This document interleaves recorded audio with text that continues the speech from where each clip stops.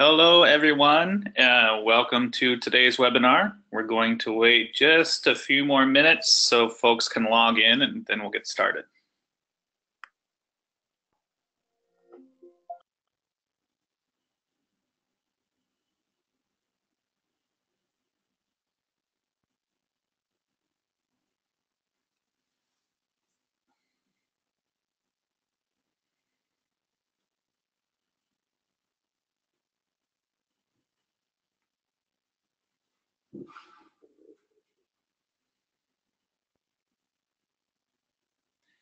Hello to everyone just now joining. Welcome to today's webinar. We're going to wait just another minute so folks can log in and then we'll get started.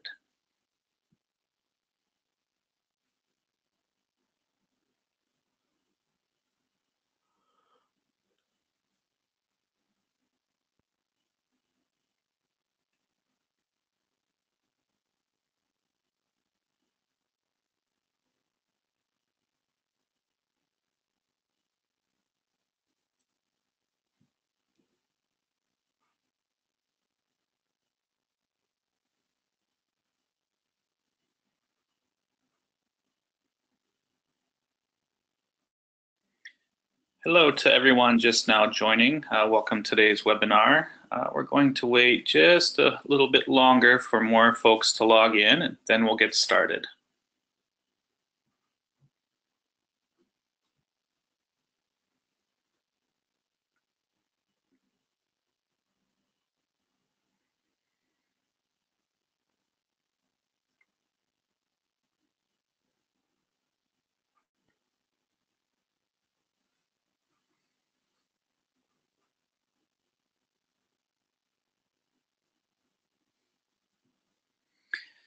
Hello, everyone just now joining us. Welcome to today's webinar. We're going to wait just a few more moments for folks to log in, and then we'll get started.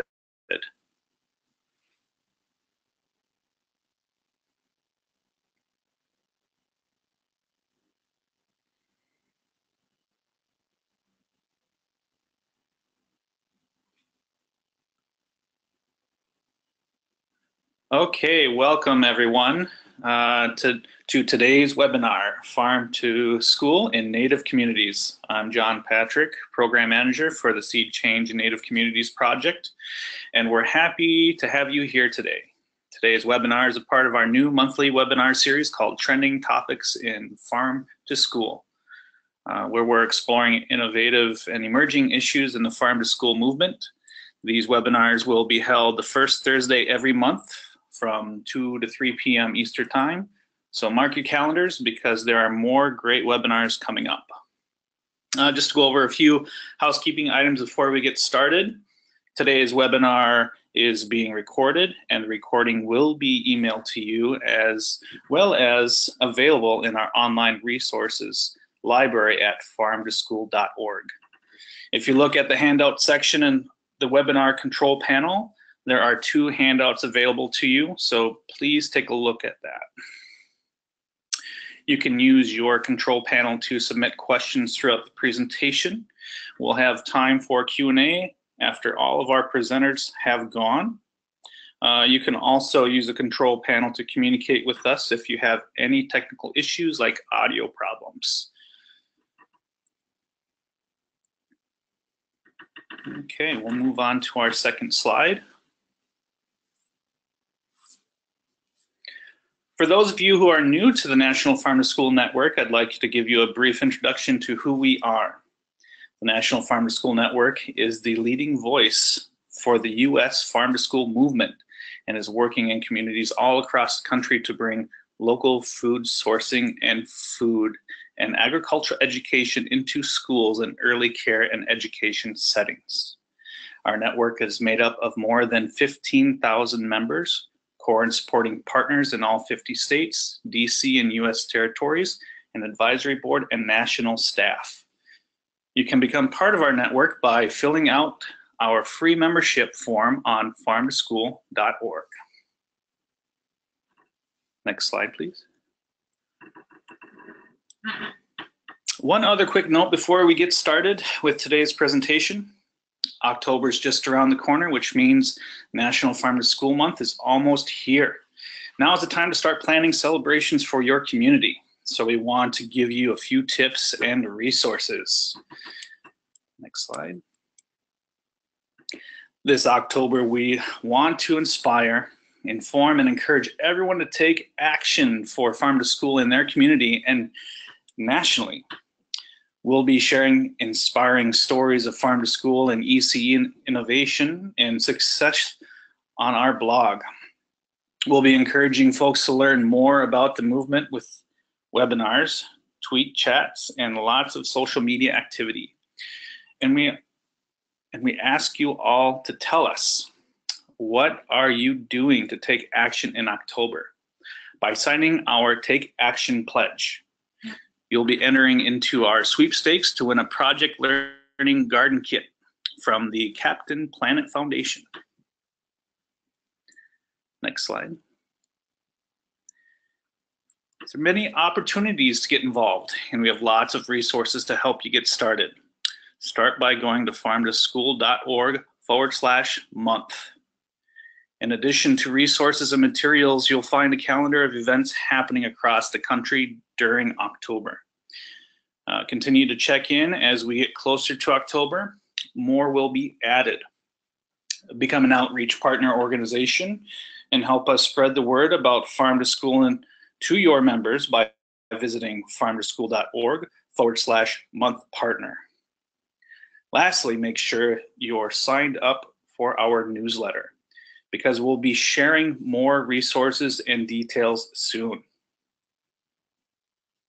Next slide is on to today's topic, Farm to School in Native Communities. I'm going to begin by giving a brief overview of the National Farm to School Network Seed Change in Native Communities initiative. Then Ellie Ross, one of the project leads of our Seed Change mini grants at the Harden School District in Montana, will share her experiences. Mary Zoller of the Chalusa Indian Community Hand in Hand Learning Center will talk about farm to ECE activities. And then Erin Healy will, from the USDA Office of Community Food Systems, will discuss resources and tools available to support farm to school efforts in Native communities. Then we'll close with a Q&A, and just a reminder to submit your questions in the control panel.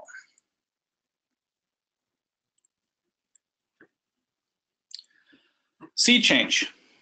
The National Farm to School Network Seed Change in Native Communities with Farm to School project aims to expand farm to school activities, procurement of local and traditional food, school gardens, and food, and agriculture education in Native communities as a strategy to leverage community-wide initiatives towards building food security, food sovereignty, and towards revitalizing use of traditional foods. 5 Native schools have been awarded mini grants to expand and promote farm to school in their communities. Here's a preview of the activities they've worked on. First, the Heidelberg City School in Heidelberg, Prince of Wales Island, Haida Nation, Alaska, aims to connect students with locally grown and traditional foods such as rutabagas, parsnips, and the Haida potato by expanding their existing school garden to include a greenhouse. In May, students had celebrated a Haida Day by giving elders a tour of the new greenhouse and learning about the village's old garden site. Next, we have the Indian Township School, Indian Township Reservation, Passamaquoddy tribe located in Maine. They aim to engage students in traditional growing practices by reviving an existing greenhouse and school garden. Students will watch catch fish to be used as garden fertilizer and will learn planting techniques like the Three Sisters. For those that don't know the Three Sisters, that's the corn, beans, and squash. Farm grown in the garden will supplement the school's lunch program, summer food service, and elderly site. Next, we have the Malama'ai Kula Kauai Farm to School pilot on the Kauai Island of Native Hawaiians in Hawaii. I forgive any of those with my pronunciation. Support an existing Three Sisters pilot project to create a culturally relevant farm-to-school program at 2 Kauai schools. On Kauai, where 90% of the food is imported, Mala'ai Kaula is helping students build a healthier relationship with traditional food systems through school gardens and locally grown foods in school meals. Next, we have the Springs K-8 Academy, the Warm Springs Reservation, Confederated Tribes of Warm Springs, located in Oregon. They aim to help students make connections about where food comes from and how it relates to their cultural heritage by planting a school garden and promoting a healthy snacks program. The garden will also be used for science and nutrition education once school is in session. Now I'll leave for Ellie Ross to present on her experience with the Seed Change Project and the Harden School District in Montana. Ellie? Yes, hi, thanks so much, John. Thanks for letting me be a part of this. So as John mentioned, I have been the Food Corps service member with the Harden School District for the last 2 years.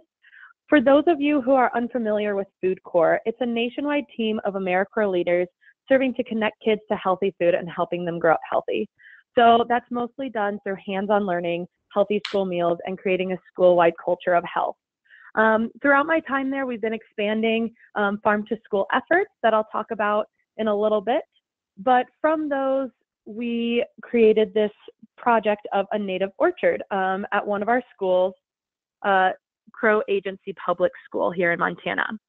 So our native orchard, as you can see in this picture here, will go all along from the back of the softball field all the way around that entire field.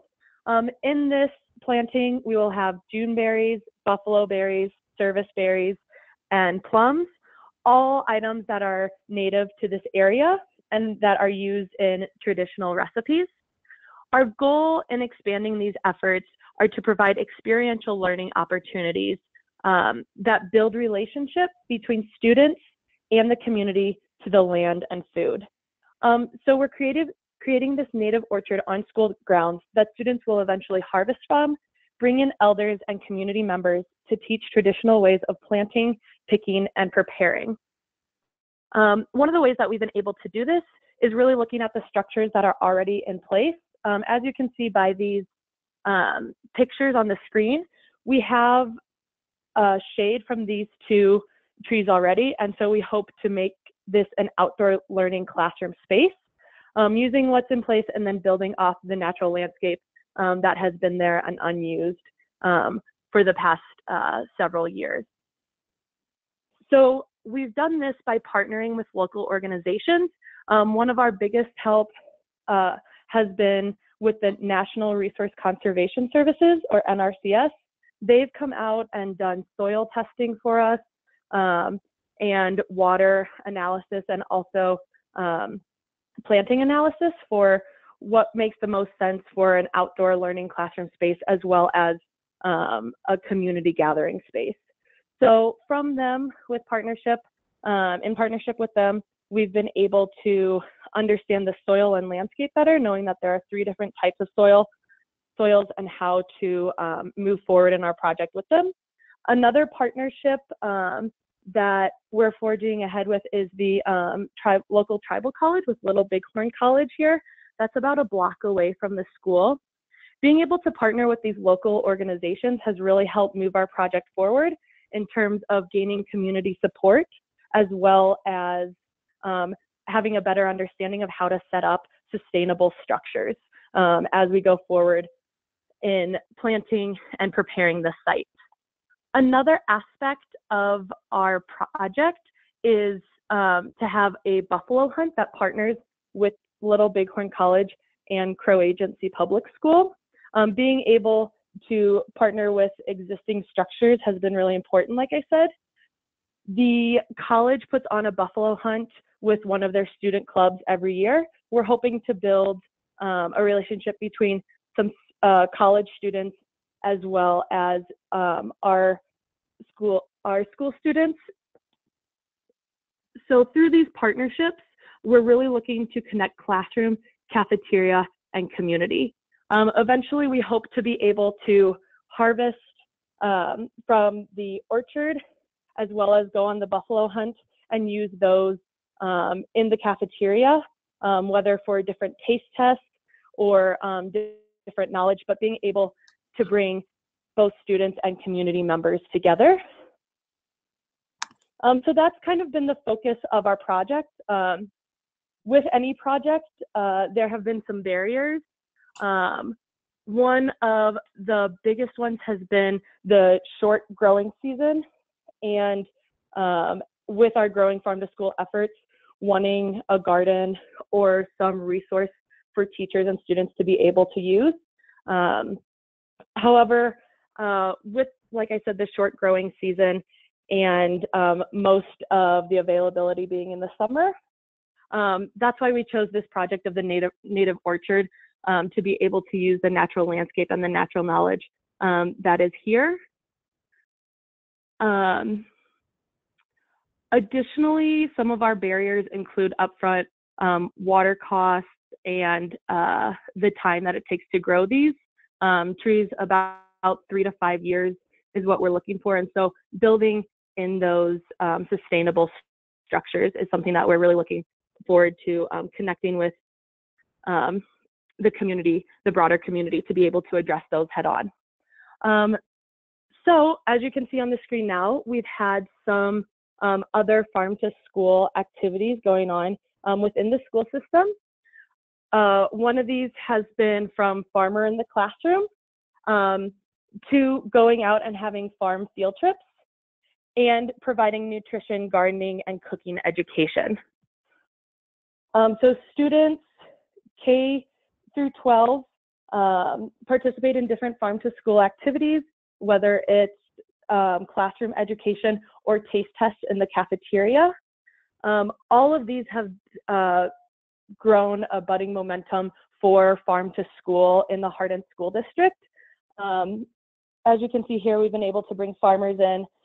This farmer grows a native corn variety, and students were able to come and ride the bike to grind the corn and then make their own corn flour pancakes and tortillas. So all of these have been able to connect classroom, cafeteria, and community, which we hope to just further with this native orchard and buffalo hunt through the partnerships that we reach out to in the community and within the schools.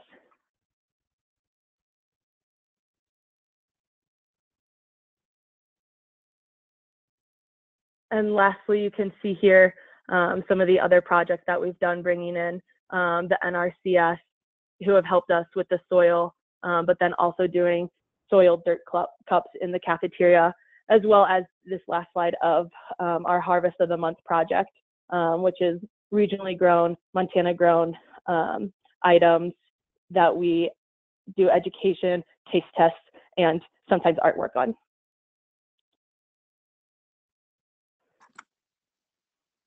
Wonderful. Thank you, Ellie, so much for that presentation, all the work that you're doing there at the Harden School District in Montana.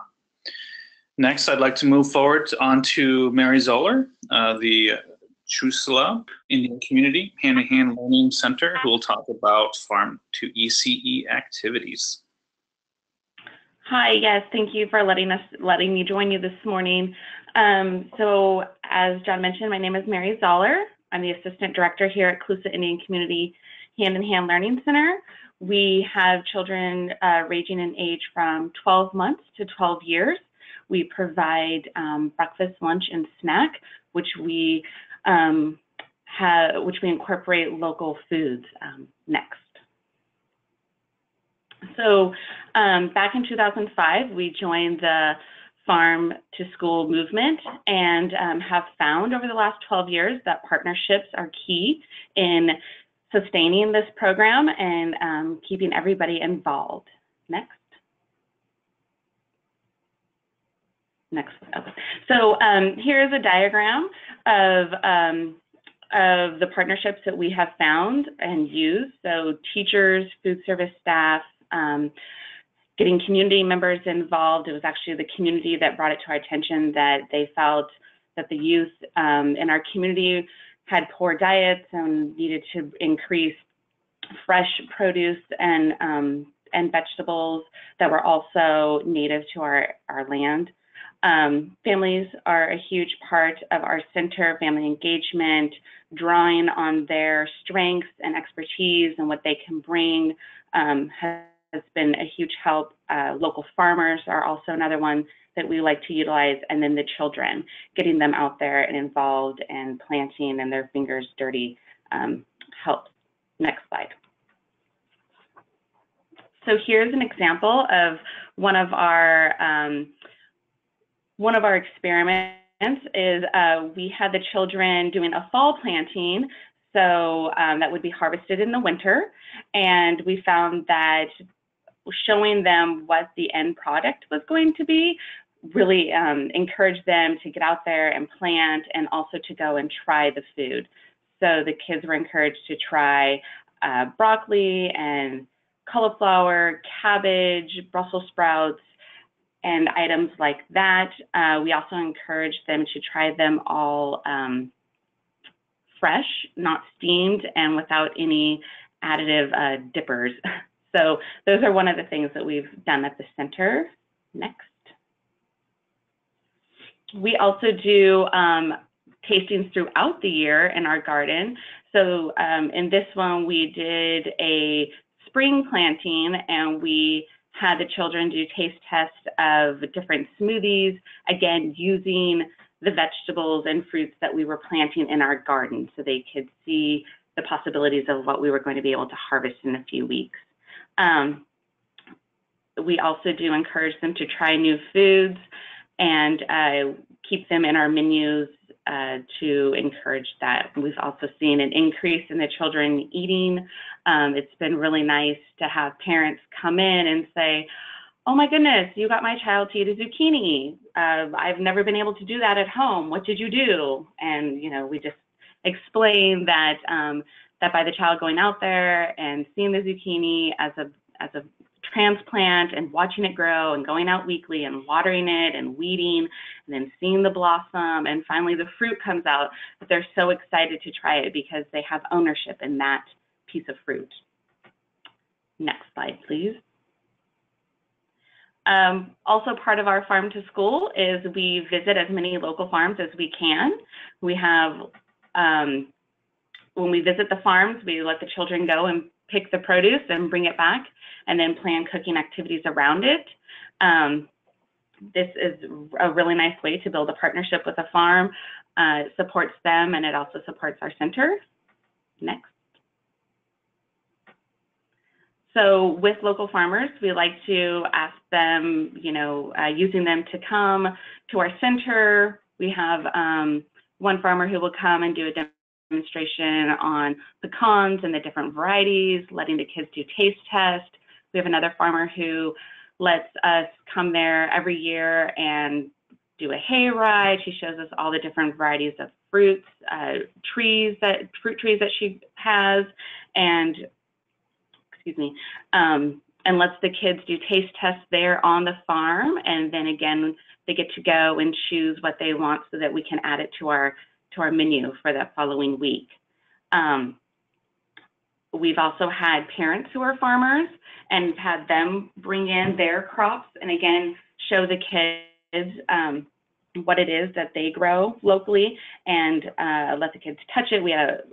We grow around rice, so we had a rice farmer come in and he brought some that was still on the stalk and the kids got to feel it and then look at it when it was in the shell and out of the shell. And then for snack that day, we had rice. So those are some ways that we try and encourage showing the children the whole process of the plant and harvesting. Next. We've also found that throughout the years of growing our garden is that it takes a whole community to keep your garden growing and clean. So again, use volunteers. We have a wonderful support system here at our site. where the entire maintenance department comes and helps us. They work with the kids. They help us with our irrigation, things like that. We've also brought in master gardeners to help with planting seasons and giving lessons to the kids. So volunteers are wonderful. Next. And again, parent and family engagement. Parents are invited to all of our events. We do garden events throughout the year, at least 4 to 5 large center-wide events. The children go out to the garden daily, but it's wonderful to have the parents out there and get their boots and on and their hands muddy and helping the kids and working with them. It's really made quite a difference in our center to have the parents involved. Next. So teachers and staff have been wonderful. We've really, over the last 12 years, have learned to build on the staff strengths. We've done a staff survey to kind of see where they see themselves in the garden in our farm to school partnership. Some of them are more comfortable with cooking and preparing the food or coming up with the menu plans. Others want to get out there and plant. Some are more comfortable with the maintaining of the garden. So that is not a barrier, but something that we kind of a learning curve. So definitely doing a survey and making sure that we have all the staff on board and then feeling comfortable in the garden helped with ownership in the garden. That also went with having buy-in. Definitely need to have your administration and or director buy into the idea of a garden. Luckily for us, it was the parents from our community that brought this to us and wanted to see a change. So that really helped. And we also have a staff who are passionate about this and getting the kids out there and growing the vegetables and fruits and picking them and incorporating them in our menus. Next. Again, I mentioned the master gardeners. They're wonderful partners and local, kind of just reaching out to anybody who has an expertise. We also have a local nursery that will come in and talk about what they have in their store at the time and why you plant them during those seasons. So that's been a great extra educational piece for the kids. Next. So we do invite, during our open house, we invite all of anybody that we've been working with throughout the year to come and set up a booth, show off their harvest, their fruits and vegetables, let the families come in, see the farmer, meet the farmer, make those connections too, pick some of the produce that the farmer has brought in to the open house, and always trying to mix it up and see what new items the farmer has grown that year. Next. Also, as another partner, is drawing on other people's expertise. We learned through this process that one of our maintenance members had a lot of knowledge on chickens, and so he was able to come in and do an impromptu learning session with the children, talking about the different parts of the chicken and how to keep them healthy. So so that was wonderful, and something that sometimes you wouldn't know if you didn't just kind of throw it out there that we were having a garden day and who wants to come help. Next. Along with the garden and planting and harvesting the garden, we make sure that we bring it back into our center. We do monthly cooking activities following the harvest of the month cycles. So in this picture, you can see we set up a cooking station in our lobby. We had the children come in and work with spaghetti squash. They did the whole process of washing, chopping. We did the steaming, but then they did the shredding to make it look stringy. And again, it's been wonderful to watch how many children will try more fruits and vegetables that they have part of the process compared to before when it was just put on their plate. Demonstrations are also set up for families, showing them what to do with the fruit that we have offered for them. We have fruit trees around our garden, and so the children will go out there and pick all the fruit. We set up a display in our lobby to share with families. Over the last 12 years, that's another thing that I've seen as an increase is at the beginning, it was the kids encouraging the parents, oh, mom, dad, you know, I picked this, let's take it home, and the parents being really hesitant and, oh, I'm not sure how we'll eat it, let's not take it. And now we have family members who will just pop in, grab a peach or a tomato and pop out and not feel like they have to have their child with them. And so that's been a new thing that's been wonderful to see the parents feeling like the garden is also theirs. Next slide. I myself am a global leader for the World Forum on Early Care and Education, and I've partnered with Nature Explorer to implement a classroom here on our site, 2 classrooms, one for our infant toddler room and one for our preschool classroom. And part of this will be helping children connect back with nature in the natural world. Right now our garden is separate in our playgrounds, but the new playgrounds will have a direct access to the garden so the children have access to it at all times. We'll also have gardening in the play yards themselves, because that is one thing that gardening can be at any level, starting small, growing larger, whatever works. We have herb gardens in our classroom, we have container gardens on the yard, and then a larger production garden. Part of my project is also to bring in culture and then obesity prevention. Childhood obesity is on the rise, and in our community, our community is ranked #1 in California for childhood obesity. So wanting to bring the families in, the children in, showing them that being outside, eating more fruits, vegetables, natural foods will help with our overall wellness. Next slide. And then just again, that the partnerships are key. As you can see here, some of our different partners, farmers that we're using. We partner here with the Farm to School, Nature Explorer, Colusa County. We partner with quite a few of the farmers throughout there.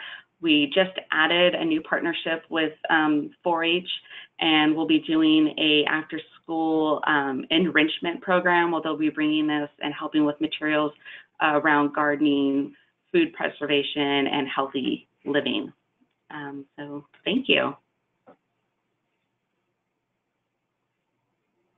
Wonderful. Thank you, Mary, so much for your presentation and all your farm to school efforts. So on to our final presenter, Erin Healy from the USDA Office of Community Food Systems, who will discuss resources and tools available to support farm to school efforts in Native communities. Erin. Hi, everyone. Can you hear me okay? Yes. I'm here to just explain a little bit about our work and the different types of programs and services we provide. If you could go to the next slide, please.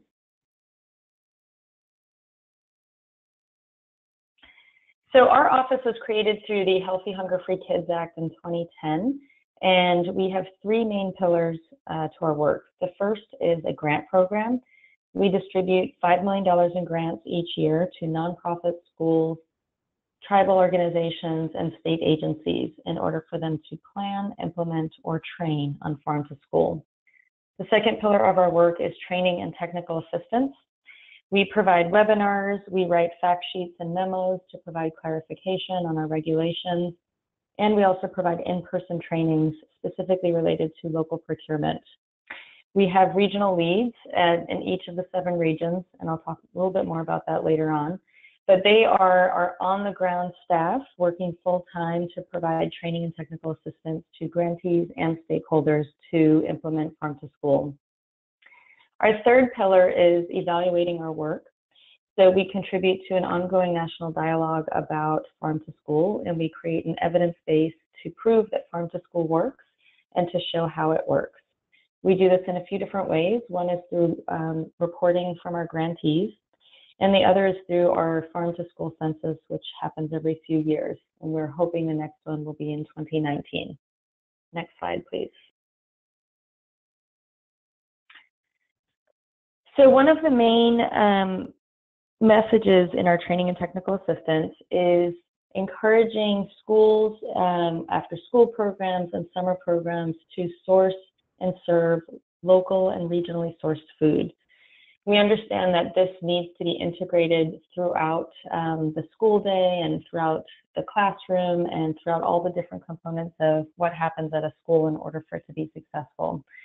So examples could include a harvest of the month taste tests in the classroom that are then connected to a locally sourced ingredient being served in a school salad bar, or that's being procured from the school garden. So basically connecting the dots for the kids to really understand where their food is coming from and get excited about that.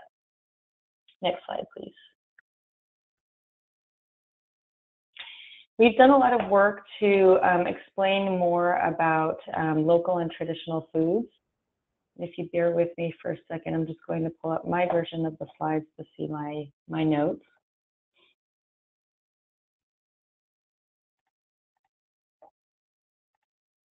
We have several memos that explain that sourcing traditional foods is not only possible within child nutrition programs, but we really encourage it. And if you go to our website, we have several webinars and several fact sheets and memos that really outline how that can be done and include specific examples of traditional foods that can be locally procured.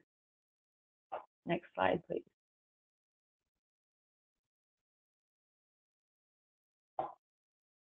So here are some examples of a few of our fact sheets that you can find on our website. We have a fact sheet that's specific to gardens and tribal communities. As I mentioned, bringing tribal foods and traditional foods into the cafeterias.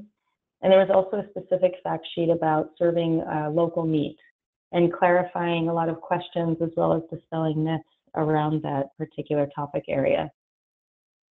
And so local meat is encouraged and it is possible. It does need to be from a USDA inspected facility or a state level inspected facility. Next slide, please. As I mentioned, one of the three pillars of our work is our grant program. And we provide $5 million in funding each year. So far, we have funded over 365 projects in 50 states, DC, the Virgin Islands, and Puerto Rico. That totals about $25 million. To give you an idea, our grant program is very competitive. We're typically only able to fund between 60 and 70 grants each year, but we receive probably up to and maybe even over 300 applications every year. However, I do want to mention that tribal organizations and nonprofits and other entity types serving Native communities are a priority entity type for this grant. So we really encourage them to apply.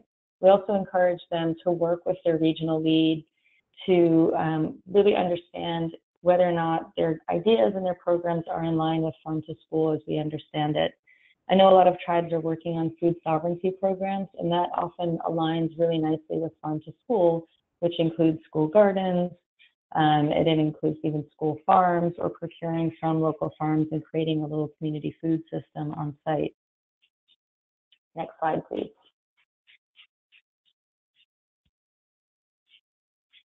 So these are particular grants that we've given to tribes and to groups serving tribal communities. This is also available in our summary of awards on our website. The most recent tribal applicant that received a grant in this fiscal year is in California, Happy Camp, and they received a grant for $100,000. It's a support service grant, so they will be providing support to a local school. One thing I do want to point out about our grant program that I think is unique and really important for applicants to understand is that even if you haven't started farm to school work, we provide planning grants. So we understand that it's sometimes difficult to start something new, and sometimes even beginning or even planning something requires staff time, and resources. And so we have a specific track for planning grants, and that's for applicants that are thinking about farm to school or interested in it, but haven't yet delved into that type of work. And so they can use that grant for staff time or for resources to come up with a plan, and they're able to then reapply as an implementation grant if they would like the following year. Next slide, please.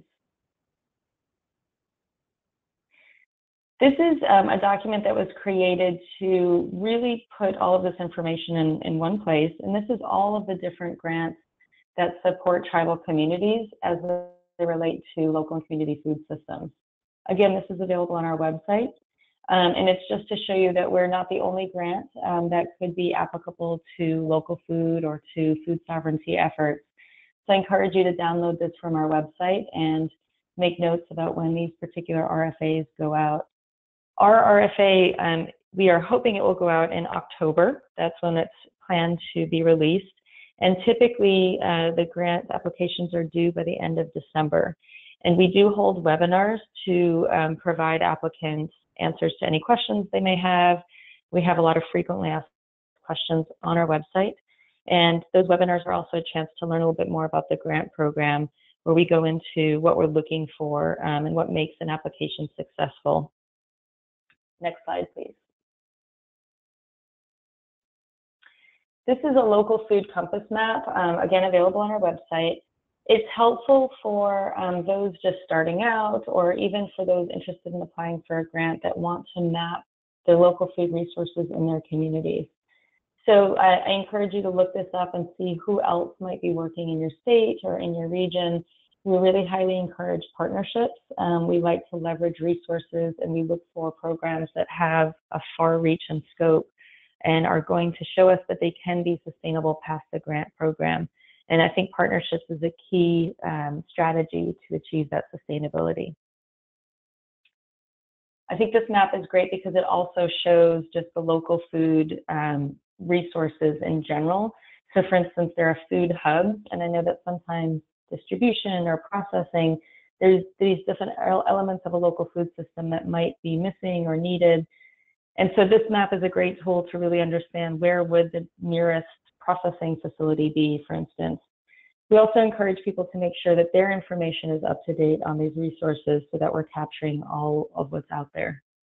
Next slide, please.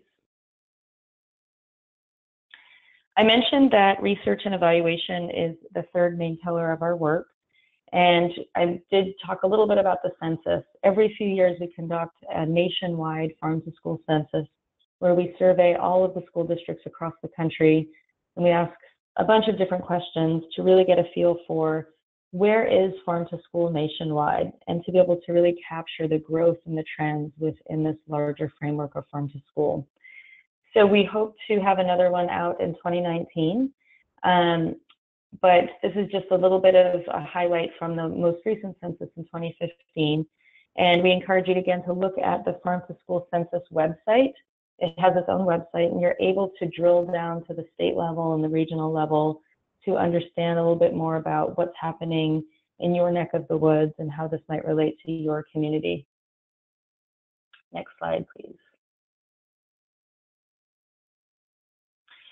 So to get involved, please do subscribe to our e-newsletter. It's called The Dirt, and there's the link where you can subscribe. This is also a way you will be notified about the RFA once that's released. We'd love to highlight grantees and case studies and best practices, and we try to let our subscribers know about other farm-to-school and local food resources and events that are happening, so that it's really a chance for them to keep up with best practices around the country. Next slide, please. I mentioned our regional leads.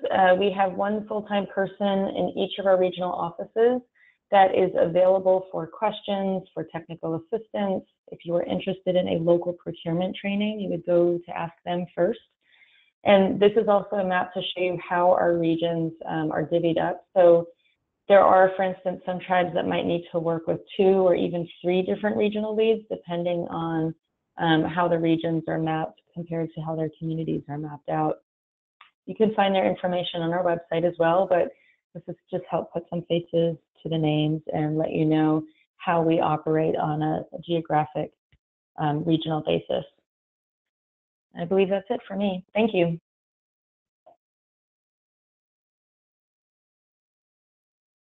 Wonderful. Thank you, Erin, for your presentation and all the work that you are doing with USDA. Now we are going to go on to a question and answer period. We have a few minutes. You can submit your questions in the control panel, and we can do that now. And our guests, if they are addressed to you, we will refer to you to answer.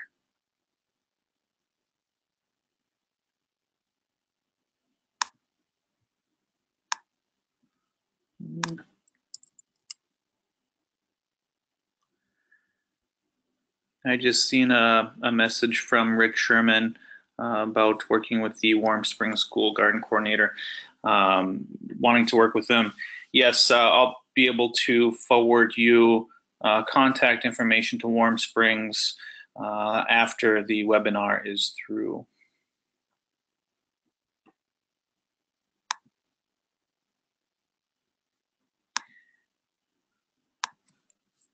Our guest, Alexander McIntyre, has a question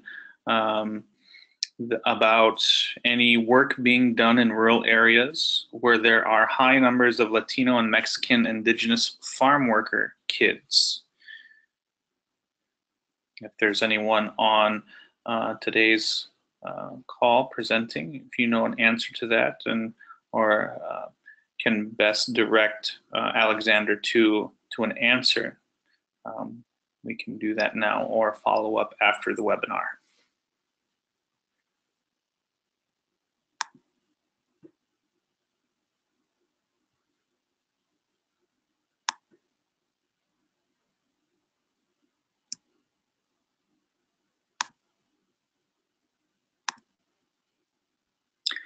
Are there any other questions that people are having?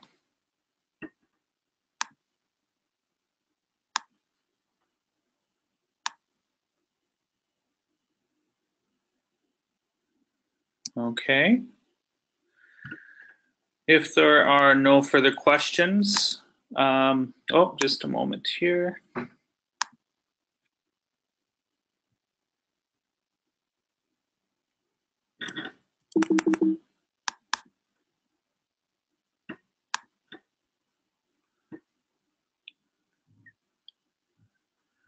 Okay. Looks as though those are all of our questions, and I'll be sure to follow up with those questions after the webinar. When you log off, you'll see a very brief webinar asking for feedback on today's presentation. We appreciate all of your thoughts and input in helping make these trending topics webinars useful for your needs. Thank you again to our presenters, and thank you all for joining us today, and we'll see you next month.